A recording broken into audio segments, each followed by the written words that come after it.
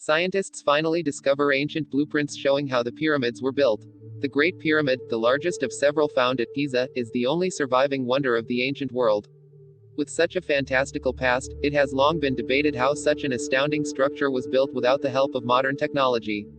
Over the years, it has been conjectured that ancient Egyptians carried large hand-carved rocks up massive ramps to set them in place, but that doesn't explain how these enormous limestone blocks were transported to the Giza Plateau in the first place. However, in 2017, archaeologists made a fascinating new discovery, a papyrus scroll that finally explains how the building materials were brought from far away. Consisting of one person's first-hand account, this discovery uncloaks a mystery that has fascinated archaeologists, researchers, and armchair historians for years. Zahi Hawass, Minister of Antiquities and former Chief Inspector of the site of the Pyramids of Giza, called it the greatest discovery in Egypt in the 21st century. It's no wonder the discovery made headlines around the world. A team of Egyptian and French scholars discovered a papyrus diary written by an official named Merer. What makes this discovery so compelling is that his diary is the world's sole first-person description of how the Great Pyramid was built. Archaeologists found Merer's papyrus in the Red Sea port of Wadi al-Jarf. In his diary, Merer references working for the noble Ankh-haf, who was Pharaoh Khufu's half-brother, and that he was in charge of about 40 men. These documents evidence that Ankh-haf was one of those in charge of the Great Pyramid's construction. In Merer's diary, he recounts how limestone, quarried in Tura, about 12 miles south of Cairo, was transported by boat across the Nile River to Giza through specially built canals built by his team. One such vessel was unearthed at the bottom of the pyramids. After traversing the river, the stone blocks were then deposited near the building site by workers using ropes. The blocks were further moved on tracks. The workers transported approximately 170,000 tons of limestone in this manner. It's believed a similar system was used to move granite from Aswan, which is located several hundred miles from Giza. Around 2550 BC, Pharaoh Khufu started construction on the Great Pyramid at Giza. It is made up of approximately 2.3 million stone blocks. Each block is absolutely massive and weighs between 2.5 to 15 tons. When the Great Pyramid was built, it was reportedly 481 feet tall. Over time, the structure sunk a little into the desert and is now 455 feet tall. The second pyramid was built about 30 years later by Khufu's son, Pharaoh Khafra, who also constructed the Sphinx. Pharaoh Menkaure built the third, smallest, pyramid 30 years later, in approximately 2490 BC. The individuals who built the pyramids required strong tools to cut the stone for the pyramids. Workers mined copper across the Red Sea and transported it to the port of Wadi al-Jarf before it reached Giza. Pharaoh Khufu, also known as King Cheops, built the harbor about 111 miles from Suez, which is hundreds of miles from Giza. In addition to copper, the harbor was used to import other minerals for toolmaking.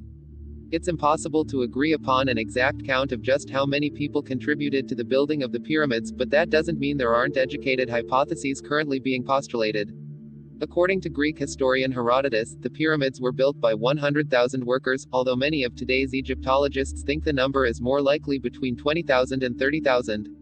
Famed Egyptologist Zahi Hawass believes around 36,000 ancient Egyptians built the pyramids based on their size, the size of the tombs, and the cemetery. Archaeologist Mark Lenner of the Oriental Institute of the University of Chicago and Harvard Semitic Museum has postulated a vastly smaller number. He noted that Herodotus wrote that 100,000 men worked in 3 shifts to build the structures. It's unclear whether each shift contained 100,000 men or 33,000 men worked in each of the 3 shifts.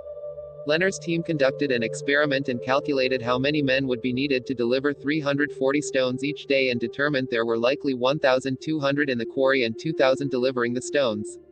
Other men would also be needed to cut the stones and set them into place. He concluded the process would have required 5,000 men to actually do the building and the quarrying and the schlepping from the local quarry to build the pyramid within a 20 to 40 year period. Some people believe the ancient Egyptians had some other world help creating the pyramids. One theory that conspiracy theorists have latched onto is that the pyramids were built by aliens. Their proof: they point out that the pyramids at Giza align with the stars in the sky that form Orion's belt. In addition, these people believe that the Giza pyramids are in extraordinary shape compared to pyramids that were constructed hundreds of years later. However, they don't take into consideration the fact that the pyramids of Giza have undergone intense preservation over the years, so it makes sense that they are in better condition than those that haven't been touched. In 2014, researchers from the University of Amsterdam and the Foundation for Fundamental Research on Matter conducted an experiment. They transported heavy stone on a sledge across the sand. They proved it was significantly easier to move the sledge on damp sand versus dry sand. In fact, the action required just half the force. The reason? Wet sand sticks to itself and is more solid than dry sand. Plus, damp sand doesn't bunch up in front of a sledge while it's moving. In addition, the researchers noted that a painting from an 1800 BC tomb depicted a worker dumping water on the sand to help a sledge moving a heavy statue. Dr. Joseph West of Indiana State University developed his own theory about how the stone blocks were moved to the pyramid's construction site. In 2014, he suggested that builders might have secured wooden beams to a stone block, turning it into a dodecagon, a 12-sided object, which would have enabled workers to more easily move them, as opposed to dragging them. A novel method is proposed for moving large stone blocks. The method is inspired by a well-known introductory physics homework problem, and is implemented by tying 12 identical rods of appropriately chosen radius to the faces of the block. The rods form the corners and new faces that transform the square prism into a dodecagon, which can then be moved more easily by rolling than by dragging. Over the years, many have wondered how so many of the blocks used in the pyramids were nearly identical in size and weight. People were also puzzled because no one has found a single copper chisel, presumably used to carve the stones, on the grounds of the Giza plateau. In the mid-80s, Joseph Davidovits, director of the Geopolymer Institute in Saint-Quentin, France, theorized that the blocks used to make the pyramids were actually a composite of several materials, limestone, clay, and lime, mixed in water. He completely destabilized the idea that copper was the main component. French theorist Joseph Davidovits was on the right path. His ideas led to the discovery of concrete blocks that were used on top of the pyramids. Professor Michel Barsoum from the Department of Materials Science and Engineering at Drexel University tested Davidovits's theory and determined several things. The stones both inside and outside the pyramid appeared to be reconstituted limestone. The stones contained a lot of water and were amorphous, which is extremely unusual for limestone.